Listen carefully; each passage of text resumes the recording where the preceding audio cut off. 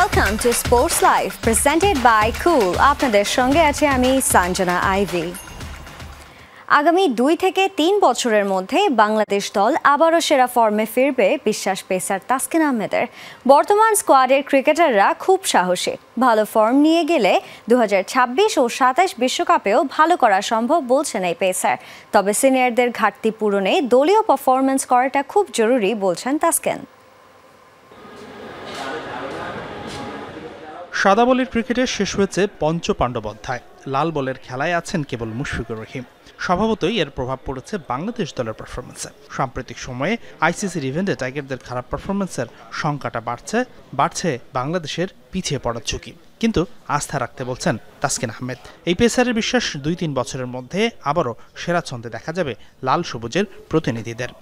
Two be honest, যে team wise transaction period যাচ্ছে ওইভাবে ভালো হইতেছে না, বাট ইমপ্রুভমেন্ট হচ্ছে ছোট ছোট, যেটা উইদিন ফিউ ইয়ার্স অনেক ভালো টিম হিসেবে গড়ে তুলবে এই দলটারে। এই মুহূর্তে সবার একত্রিত হয়ে থাকাটা ইম্পর্টেন্ট। আর স্পেশালি আমাদের টিমের বর্তমান যে অবস্থাটা, সব সিনিয়ররা চলে গেছেন, মোস্ট সিনিয়ররা আছেন, আমরা যারা ওরাও বলা চলে সিনিয়র, বাট মোস্ট সিনিয়ররা চলে গেছেন।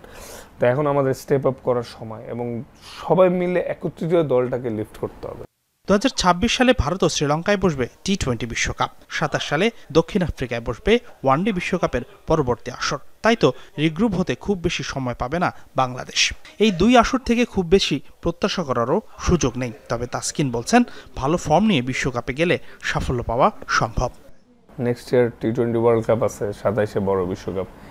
এই টিমটার মধ্যে ওই পটেনশিয়াল আছে ফেয়ারলেস ক্রিকেট খেলার, কারণ বিভিন্নভাবে ট্রাই করেই তো খারাপ হয়েছে। সো এই জন্য আমরা আমাদের রাইট ওয়েতে রাইট প্র্যাকটিসটা করে ফ্রিডম নিয়ে আগানোর চেষ্টা করছি অ্যাজ এ টিম ওয়াইজ। আমরা যদি আমাদের ভালো ফর্মটা নিয়ে যাইতে পারি আইসিসি ইভেন্টগুলায়, ভালো কিছু করা অবশ্যই সম্ভব। এদিকে বাংলাদেশের তরুণ পেসারদের ইনজুরি সমস্যা প্রায়শই চোখে পড়ে। ক্যারিয়ারের শুরুতেই চোটগ্রস্ত হয়ে ইয়াসির আরাফাত মিশুর মতো অনেকেই ছিটকে যান পাইপলাইন থেকে। ক্যারিয়ারের শুরুর দিকে একই সমস্যায় পড়েছিলেন তাসকিন আহমেদও। তাই তো ইনজুরি থেকে ফেরার টোটকাটা দিলেন তাসকিন।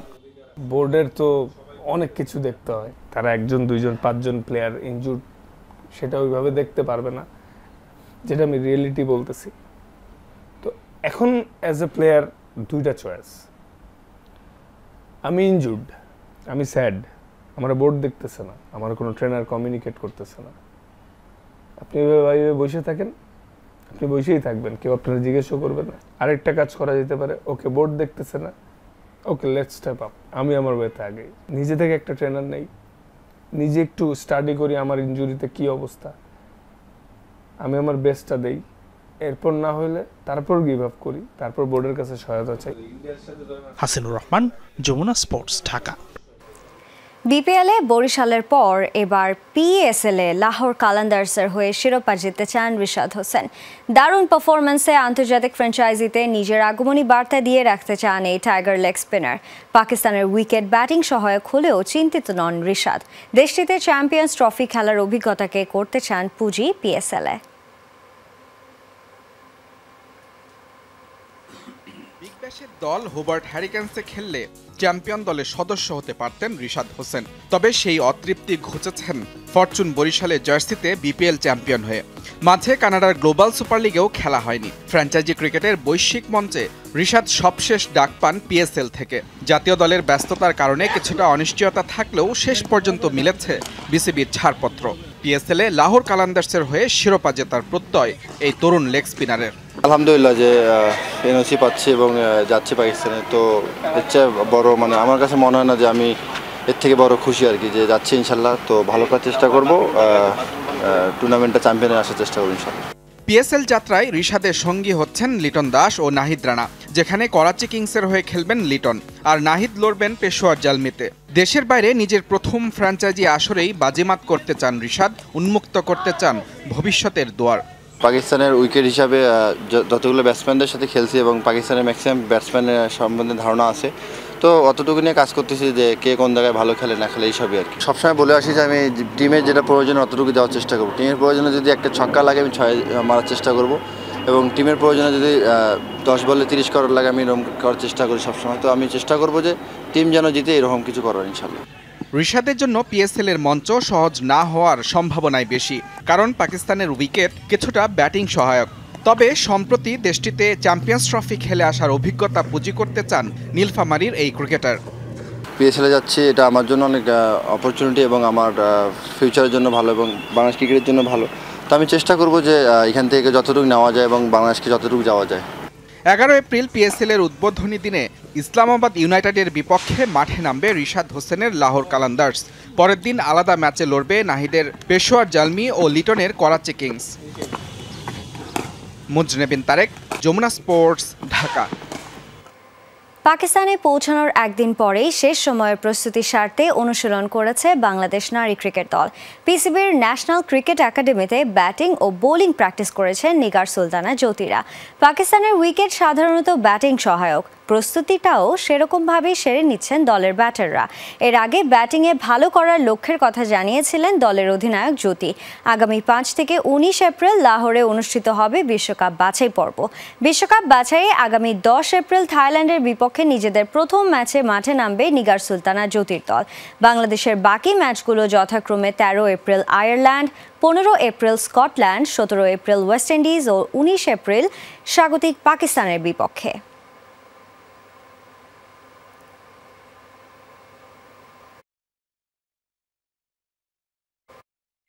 ঈদের লম্বা ছুটির পর কাল থেকে মাঠে গড়াচ্ছে ঢাকা প্রিমিয়ার লিগ ক্রিকেটের নবম রাউন্ড। মিরপুর শেরি বাংলা ক্রিকেট স্টেডিয়ামে মোহামেডান মুখোমুখি হবে প্রাইম ব্যাংক ক্রিকেট ক্লাবের। আর বিকেএসপির 3 নম্বর মাঠে লড়বে আবাহনী ও শাইনপুকুর ক্রিকেট ক্লাব। অপর ম্যাচে বিকেএসপির 4 নম্বর মাঠে ধানমন্ডি ক্রিকেট ক্লাব মুখোমুখি হবে নবাগত গুলশান ক্রিকেট ক্লাবের। তামিম ইকবালের অসুস্থতার কারণে এই ম্যাচে মোহামেডানকে নেতৃত্ব দেবেন তাওহিদ হৃদয়। অন্যদিকে তারকা সমৃদ্ধ দল না গড়েও চলতি বিপিএলে দারুণ ফর্মে আছে আবাহনী লিমিটেড। 8 ম্যাচ খেলে 7 জয়ে 14 পয়েন্ট নিয়ে শীর্ষে অবস্থান করছে ঐতিহ্যবাহী ক্লাবটি। তাই ডিপিএল এর এবারের আসরে শিরোপার দৌড়ে এখন পর্যন্ত এগিয়ে আবাহনী। তবে ঐতিহ্যবাহী এই দলটিকে চ্যালেঞ্জ জানাতে প্রস্তুত গাজী গ্রুপ ক্রিকেটার্স ও মোহামেডান স্পোর্টিং ক্লাব। এই দু দলের পয়েন্ট সমান 12 হলেও রান রেটে অবশ্য এগিয়ে আছে গাজী গ্রুপ।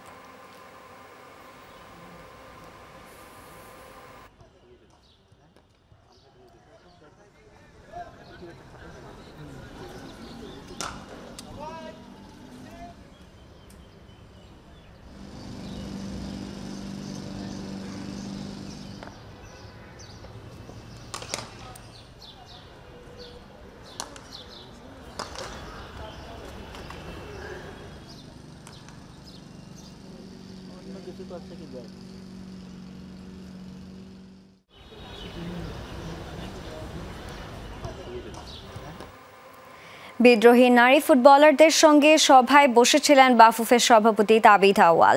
সেই মিটিংয়ের সবশেষ আপডেট জানাতে বাফুফের ভবন থেকে সরাসরি যোগ দিচ্ছেন সহকর্মী নাসিফ শুভ। শুভ, সভা শেষে কি কোনো সিদ্ধান্ত এসেছে, কিছু কি জানতে পারলেন? পিটার বাটলারের অধীনে ফিরবেন কি নারী ফুটবলাররা? সন্ধ্যারা যে কথাটি আপনি বলছিলেন যে আমরা জানি যে গত বেশ কয়েকদিন ধরে কিন্তু বাংলাদেশ ফুটবলের নারী ফুটবলে 18 যে বিজয় ফুটবলার রয়েছে তাদের নিয়ে কিন্তু অনেক ধরনের ধোঁয়াশা তৈরি হয়েছে, জল ঘোরা হয়েছে।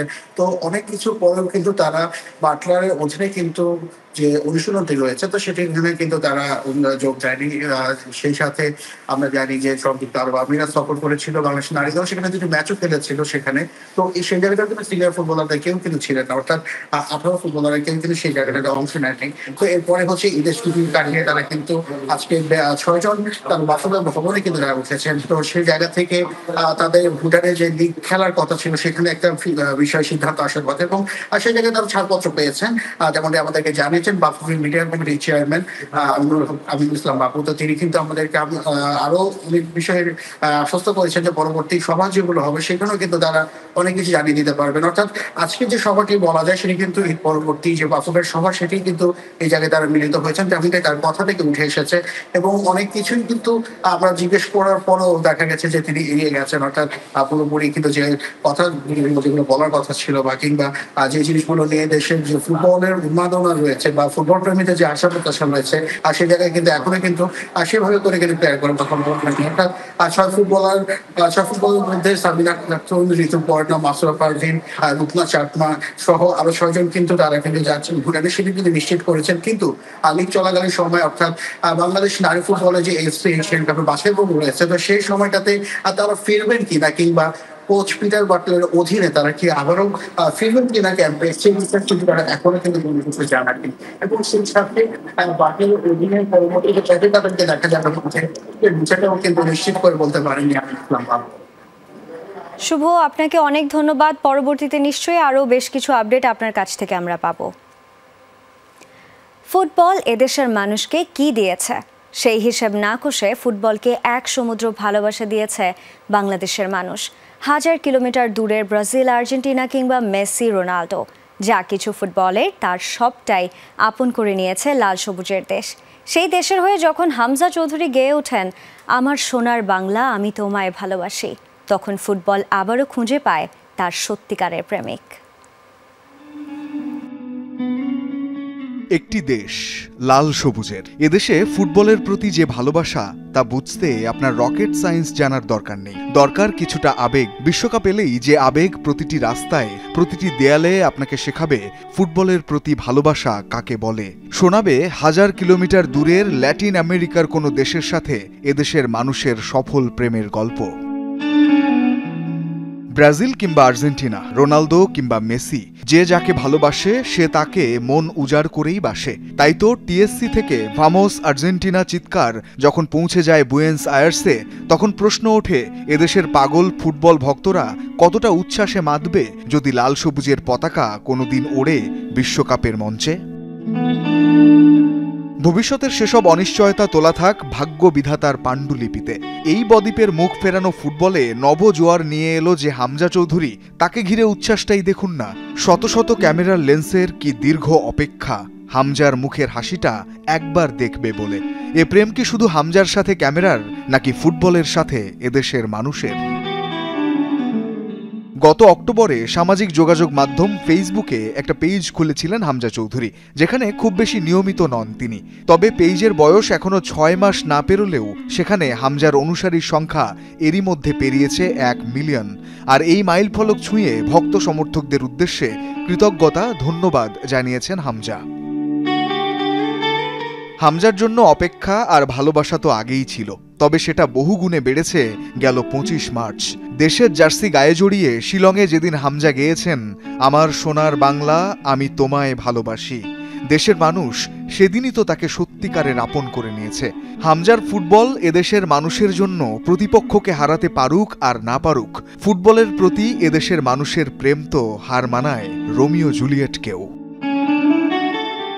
রঞ্জন শান্ত, যমুনা স্পোর্টস। এবারের সময় হলো একটি স্ট্র্যাটেজিক টাইম আউটের, সো স্টে কানেক্টেড। নিউজিল্যান্ডের কাছে টি20 সিরিজ হারের পর এবার ওয়ানডেতে হোয়াইট ওয়াশ হলো পাকিস্তান। সিরিজ হারের পর দর্শক পেটাতে গেলেন পাকিস্তানি অলরাউন্ডার খুশদিল শাহ। নিউজিল্যান্ডের বিপক্ষে সাদা বলের সিরিজের শেষটাও পাকিস্তানের মনের মতো হয়নি। টি20 সিরিজে 4-1 ব্যবধানে হারের পর ওয়ানডেতে 3-0 ব্যবধানে হোয়াইট ওয়াশ সফরকারীরা। একেবারেই স্বাভাবিক মেজাজে ছিলেন না পাকিস্তানের ক্রিকেটাররা, তবে একটু বেশি মেজাজ হারালেন পাক অলরাউন্ডার খুশদিল শাহ। এক সমর্থকের কথায় চটে গিয়ে বাউন্ডারি সীমানা পেরিয়ে সেই দর্শককে পেটাতেও এগিয়ে গিয়েছিলেন খুশদিল। যদিও উপস্থিত নিরাপত্তা রক্ষী আর সতীর্থরা আটকান তাকে। মাউন্ট মঙ্গানুইয়ে বৃষ্টিবিঘ্নিত শেষ ম্যাচে 43 রানে হেরেছে পাকিস্তান। পিএসএল এর কারণে বদলে যাচ্ছে লাহোরের স্কুলের সময়। লাহোরের সব স্কুল 21 এপ্রিল পর্যন্ত নতুন সময়সূচি অনুযায়ী পরিচালিত হবে। পাকিস্তান সুপার লিগ উপলক্ষে লাহোরের সরকারি ও বেসরকারি স্কুলগুলোর সময়সূচিতে পরিবর্তন এনেছে পাঞ্জাব সরকার। এই সময়ে স্কুলগুলো সকাল 7টা থেকে শুরু হয়ে দুপুর 12টা পর্যন্ত চলবে। পিএসএল মাঠে গড়াতে বাকি মাত্র 1 সপ্তাহ।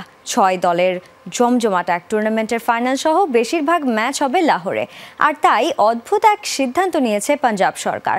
মূলত PSL এর ম্যাচগুলো বিকেল ও সন্ধ্যায় অনুষ্ঠিত হওয়ায় শিক্ষার্থীরা যাতে ম্যাচ উপভোগ করতে পারে এবং শহরের যানজট এড়ানো যায় সেজন্যই নেওয়া হয়েছে এই সিদ্ধান্ত।